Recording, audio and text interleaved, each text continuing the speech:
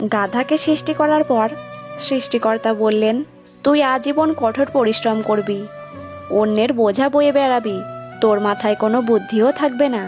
তোকে আয়ু দিলাম 50 বছর। সে কি, এত কষ্ট করে আমি এতদিন বাঁচতে চাই না, দয়া করে আমার আয়ু কমিয়ে 20 বছর করে দিন। সৃষ্টিকর্তা, যা তাই দিলাম।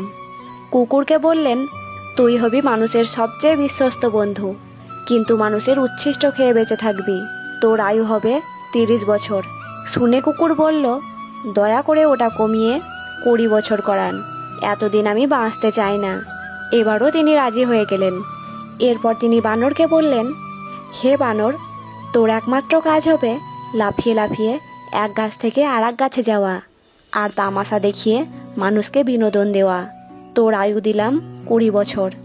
সে আবেগে কেঁদে বলল, দেবেনি যখন 10 বছর দিন, আমি এত বড় জীবন দিয়ে কি করব? এইবারেও সৃষ্টিকর্তা রাজি হয়ে গেলেন। এবার মানুষকে বললেন, তুমি হবে সৃষ্টির শ্রেষ্ঠ জীব, সবচেয়ে জ্ঞানী এবং বিচক্ষণ। তোমার আয়ু হবে 20 বছর। সে তো খুশিতে পাগল হয়ে গেল। কিন্তু এত মহৎ জীবন নিয়ে মাত্র 20 বছর? সে করজোড়ে প্রভুকে বলল, একটা কাজ করা যায় না? আপনি আমাকে গাধার ফেরত দেওয়া 30 বছর, কুকুরের 15 বছর আর বানরের 10 বছর দিয়ে দিন। সৃষ্টিকর্তা বললেন, নিজের ভালো পাগলেও বোঝে, তুই বুঝলি না, যা দিলাম। সেই থেকে মানুষ সুন্দরভাবে বাঁচে 20 বছর। পরের 30 বছর গাধার মতো সংসারের বোঝা টানে।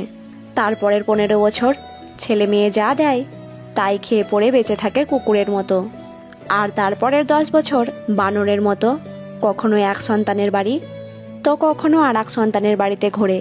আর নাতি নাতনিদের বিনোদন দেওয়াই হয় তাদের প্রধান দায়িত্ব।